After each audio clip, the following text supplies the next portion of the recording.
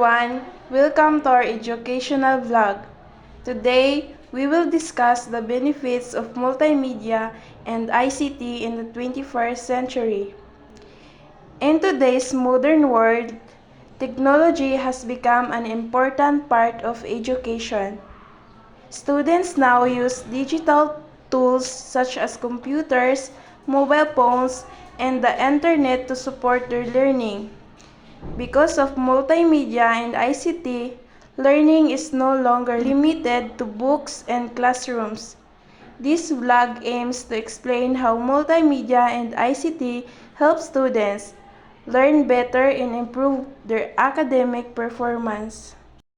Multimedia and ICT make learning more effective and interesting for students through videos, images, animations, and presentations.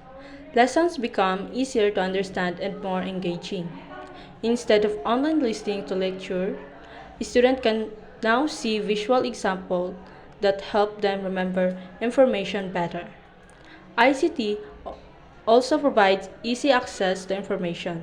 A student can search for topics online, attend virtual classes, and submit their school activities digitally.